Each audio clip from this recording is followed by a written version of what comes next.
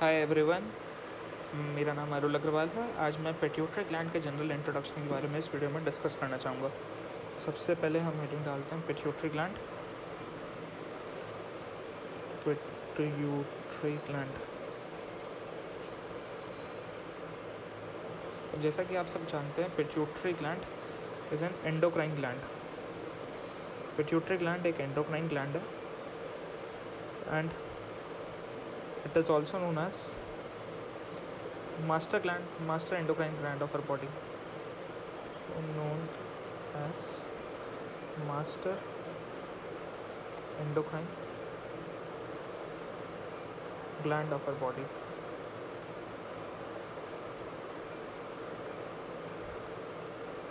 Pituitary gland के बारे में और क्या जानते हैं? Pituitary gland is embryologically ectodermally derived. Embryologically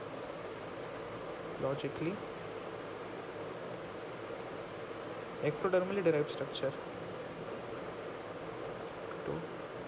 Ectodermally derived structure. Embryo में 3 जर्म लेयर्स होती हैं, एक्टोडर्म, मेसोडर्म एंड एंडोडर्म। इन्हीं तीनों लेयर्स से हमारे सारे ऑर्गन्स का डेवलपमेंट होता है। पिट्यूटरी ग्लैंड और न्यूरल स्ट्रक्चर्स जनरली एक्टोडर्म से डिराइव होते हैं। अब बात करते हैं लोकेशन की। तो लोकेशन के लिए पिट्यूटरी ग्लैंड की लोकेशन क्या है? पिट्यूटरी ग्लैंड कहाँ मिलती है? पिट्यूटरी ग्लैंड स्कल में मिलती है। स्कल के अंदर एक बोन होती है, स्फेनॉइड बोन।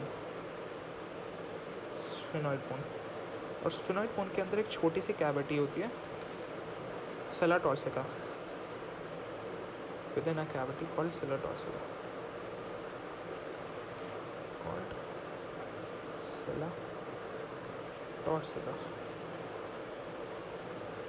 अब वैसे तो ये मास्टर एंडोक्राइन ग्लैंड है, बट स्टिल इस ग्लैंड के सारे फंक्शंस को रेगुलेट करने के लिए इसकी भी एक मास्टर ग्लैंड है।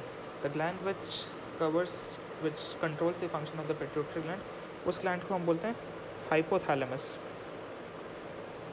तो हाइपोथैलेमस एक ऐसी ग्लैंड है जो कि पिट्यूटरी ग्लैंड को पूरी तरह से कंट्रोल करती है। अब हाइपोथैलेमस पिट्यूटरी ग्लैंड से कैसे अटैच्ड होता है? Through a stock called infundibulum.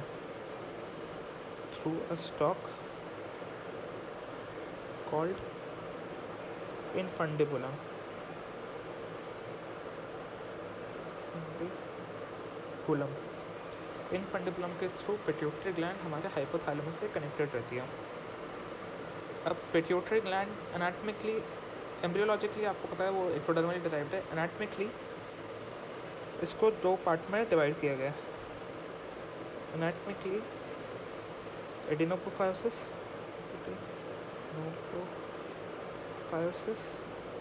और न्यूरोपोफायोसिस।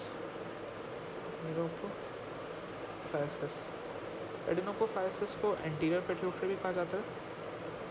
एंटीरियर मतलब जो आगे की साइड है, और न्यूरोपोफायोसिस को posterior pituitary. Adenohypophysis 75% part of pituitary cover करती है, वहाँ पर ही न्यूरोपोफायोसिस 25% ऑफ पिट्यूटरी कवर करती है। अब एडिनोपोफायोसिस की हम स्पेसिफिकली बात करें तो एडिनोपोफायोसिस ये भी 2 पार्ट्स में डिवाइडेड होती है, पार्स डिस्टालिस और पार्स इंटरमीडिया। पार्स डिस्टालिस और pars intermedia. Pars distalis major part होता है पिट्यूटरी का, और pars intermedia does not forms the major part of adenopophysis. The pars intermedia is retrograde in human.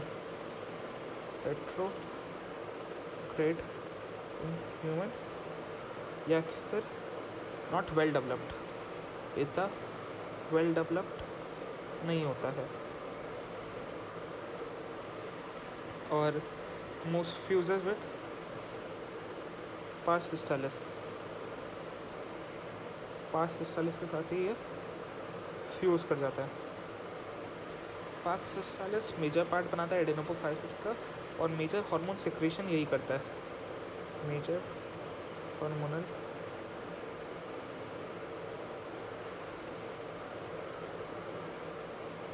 एडेनोपोफाइसिस की बात करें तो हाईली वास्कुलर स्ट्रक्चर है, ब्लड सप्लाई काफ़ी रिच है।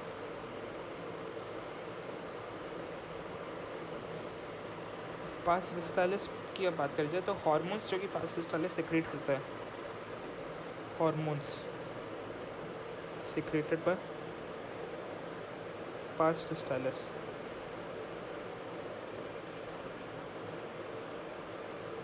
सबसे पहला हार्मोन जिसकी हम नाम लेंगे वो है ग्रोथ हार्मोन। ग्रोथ हार्मोन का प्रोलैक्टिन। उसके बाद थायराइड स्टिमुलेटिंग हार्मोन या फिर शॉर्ट फॉर्म में TSH। अगला hormone FSH, follicle stimulating hormone और ल्यूटेनाइजिंग हार्मोन। ये दोनों गोनाडोट्रोपिन्स होते हैं जो कि गोनाड्स पे जाकर एक्ट करते हैं। गोनाडोट्रोपिन्स, ये दोनों हार्मोन्स गोनाड्स पे एक्ट करते हैं। और हमारा अगला हार्मोन जो कि प्रोड्यूस किया जाता है वो है ACTH, adrenocorticotropic hormone. Adrenocorticotropic hormone ये बहुत इंपॉर्टेंट हार्मोन है जो कि एड्रेनल ग्लैंड जो किडनीज के ऊपर प्रेजेंट होती है उस पर जाकर एक्ट करता है, वहाँ से एड्रेनोकॉर्टिकोट्रोपिक्स का प्रोडक्शन कराता है। पार्स इंटरमीडिया से भी एक हार्मोन्स रिलीज होते हैं। पार्स इंटरमीडिया से जो हार्मोन रिलीज होता है उसको बोलते हैं मेलानोसाइट स्टिमुलेटिंग हार्मोन या फिर MSH। ये मेलानोसाइट्स पे जाकर एक्ट करता है, सर्काडियन रिदम मेंटेन करने का काम इसी का ही होता है। अब आगे बात करते हैं न्यूरोपोफाइसिस की। Neurohypophysis. Neurohypophysis forms posterior pituitary. Posterior pituitary का ये पार्ट बनाते हैं। पोस्टीरियर पिट्यूटरी का पार्ट बनाते हैं तो बस डायरेक्ट न्यूरल रेगुलेशन आता है। अब डायरेक्ट न्यूरल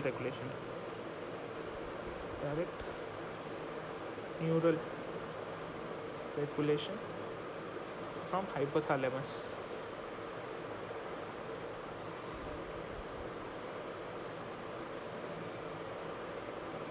ये इनके पास अपने खुद के हार्मोन नहीं होते, जैसे एडेनोपोफाइसिस अपने खुद के हार्मोन्स प्रोड्यूस कराता है। It does not produce its own hormones. Produce its own hormones. Instead जो इसके हार्मोन्स होते हैं वो हाइपोथैलेमस में ही बनते हैं। हाइपोथैलेमस के अंदर न्यूरॉन्स होते हैं, वो न्यूरॉन्स हार्मोन बनाते हैं, तो बाद में वो न्यूरॉन्स हार्मोन्स को न्यूरोपोफाइसिस में सिक्रेट कर देते हैं अपने एक्सॉन, लंबे लंबे जो एक्सॉन्स होते हैं उनके थ्रू। जो सेल बॉडी होती है न्यूरॉन की उसमें डेवलप होते हैं और एक्सॉन के थ्रू सिक्रेट हो जाते हैं। डेवलप्ड इन हाइपोथैलेमिक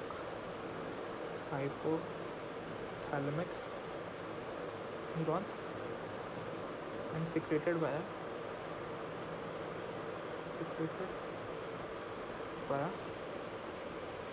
axons और एक्सॉन्स के थ्रू सीक्रेट हो जाते हैं। यहाँ पर स्टोर होकर यहाँ से वो सीक्रेट होते हैं। जो हार्मोन्स होते हैं वो है ऑक्सीटोसिन और वैसोप्रेसिन। हार्मोन्स की डिटेल में बात हम अगली वीडियो में करेंगे। और वैसोप्रेसिन को ADH या एंटी डाययूरेटिक हार्मोन भी कहते हैं। यहाँ पर एक बात मैं बताना भूल गया, एडेनोपोफाइसिस में एडेनोपोफाइसिस का जो पूरा फंक्शन होता है एडेनोपोफाइसिस का पूरा हाइपोथैलेमस कंट्रोल करता है। इसमें भी हाइपोथैलेमस अपने सिक्रेटरी हार्मोन्स प्रोड्यूस करता है जो कि कम्युनिकेट करते हैं एडेनोपोफाइसिस के थ्रू। पोर्टल सिस्टम प्रेजेंट होता है हमारे हाइपोथैलेमस और पिट्यूटरी ग्लैंड के बीच। इस पोर्टल सिस्टम के थ्रू ये दोनों कम्युनिकेट करके अपने हार्मोन्स को एक्सचेंज करते हैं। मतलब हाइपोथैलेमस जो कंट्रोलिंग हार्मोन्स बनाता है हर हार्मोन के लिए, हाइपोथैलेमस के पास एक कंट्रोलिंग हार्मोन होता है, जैसे ग्रोथ हार्मोन, रिलीजिंग हार्मोन, जैसे ग्रोथ हार्मोन प्रोड्यूस होता है, thyroid releasing hormone, gonadotropin releasing hormone. इस तरह से हमारा हाइपोथैलेमस एडेनोपोफाइसिस को पोर्टल सिस्टम के थ्रू कम्युनिकेट करता है और न्यूरोपोफाइसिस हाइपोथैलेमस से कंट्रोल होता है डायरेक्ट न्यूरल रेगुलेशन के थ्रू। इस वीडियो में इतना ही। अगली वीडियो में हम एक एक हार्मोन के बारे में डिटेल में पढ़ेंगे। Thank you.